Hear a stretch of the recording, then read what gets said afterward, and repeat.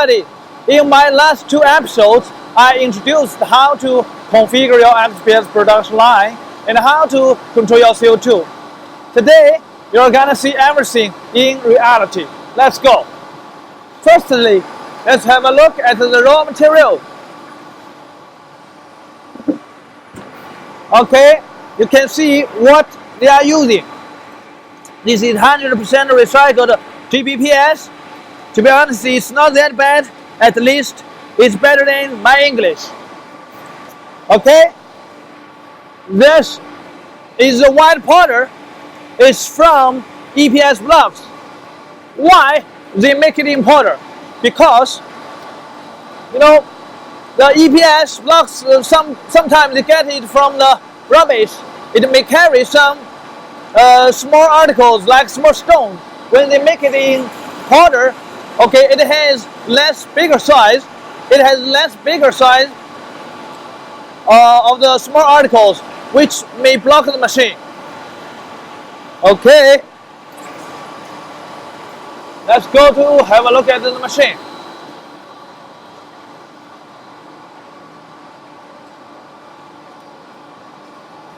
From here, you can see the whole picture of the raw material handling system. Okay, it includes the vacuum loading system and the 5 components lossing weight dosing system. The raw material will be transported from here to the top of the platform by vacuum. Okay. The vacuum loading system only load PS pellets and PS powder. The small quantity additives like color mask batch and the nucleation agent will be handled by the elevator because the quantity is very small. Sometimes it's less than 1%. This is the elevator. Now we come to the tandem extrusion system. Okay, the primary extruder is 95mm diameter twin screw extruder, and the secondary extruder is 250mm diameter single screw extruder. The purpose of the primary extruder is to melt the raw materials. Okay, now we can have a look at the raw material, the dosing system. Okay, now the 5 different raw materials can be dosed simultaneously. This is a blowing agent dosing system. It was designed for 3 kinds of blowing agent. Now they only use CO2 and ethanol. The third one doesn't work right now. This is a small static mixer which will pre-mix the blowing agents before injection. This is a screen exchanger which can filter out the impurities the raw material may carry. Like, for example, small stone, something, because they use 100% recycled material. The purpose of secondary extruder is for cooling. The temperature at the primary extruder is about 200 degrees, and at the end of the secondary extruder, it's only about 110. So it needs a very sufficient cooling system. Now let's look at the operation, the touch screen. Okay, please. Okay, if you know Chinese, you can see the HFC is 0, and the CO2 and the ethanol, they are working now. Okay, the CO2 is about 20, the ethanol is about 16 and 17. Okay, let's have a look at this is a static mixer. After the cooling extruder, to mix the temperature in radical direction, the static mixer will mix it again. Why they make it like this? Because the space of the factory is quite limited. So we have to make a turn here. This is a slot die. It's for 600mm wide board. This is the calibrator and hollow. All downstream was designed for 1.2 meter wide board.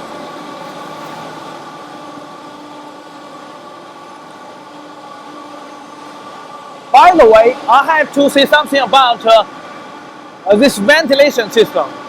You can see they put the ventilation fan on the top. Actually, it's wrong. It's a bad example because all flammable blowing agents are heavier than air. So they have to put it at the same level as the floor.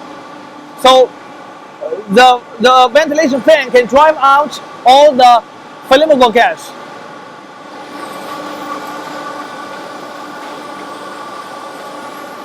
The blow room is to trim. It's for trimming machine and the surface treatment. Okay, now you can see the edge of the board is round.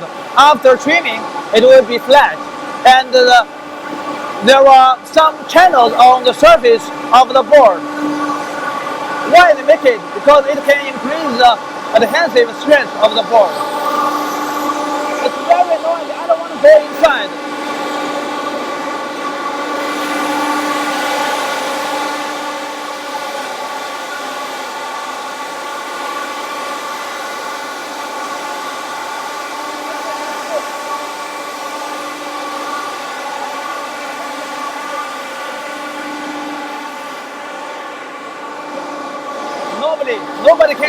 Nobody can stand in 1 minute. It's too noisy. It's obviously it's harmful. This is a double knife cutting system, which can cut boards in 2 pieces at the same time. Because this line can yield up to 1,000 kilograms per hour. If you use single knife, it will be not enough. This is also another edge trimming system which can trim the edge of the board like shiplap and tongue and groove. They don't use it right now. If they use it in the future, we also have to make a soundproof room. This is a stacker which stacks the boards one by one. Okay? Now let's pick one board to check the density. Now you can see the channels on the board.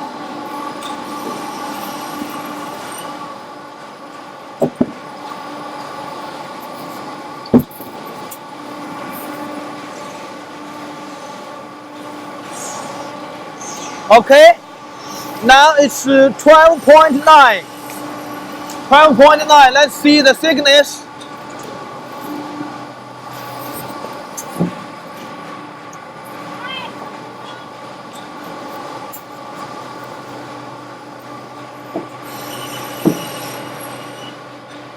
Okay, the thickness is 61, 62. Okay, we can see the table.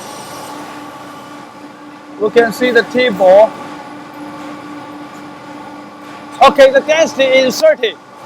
It's very good. Well, now let's have a look at the blown agent storage area. The white vertical tank, it's for CO2. It's CO2 tank. It's about 20 cubic meters. Okay. The stainless steel one, it's for ethanol, and the white horizontal one, it's for HFC 152A plus 134A. Okay. Now let's go to the pumping system. Okay, this small tank is also for CO2. We call it a middle tank. It can storage about 300 liters CO2, and this is a level indicator. There's a number on this indicator. Okay, the level could be, after sometimes they consumed the CO2, the level will get less. And for example, if we set it at 50, when the level is less than 50, the boost pump will start automatically. When it's more than 80, or we can set it at 90, it will stop. Okay, the blue pump, it's for CO2, and this one is for HFC. You can see now the pressure is 0. That means it doesn't work right now. and this is for ethanol. You can see the pressure. Okay, it's 1.6. Okay, that means now they are only using CO2 and the ethanol. Okay, now you know everything about the CO2 form, and still, if you have any questions, please contact us. Thank you.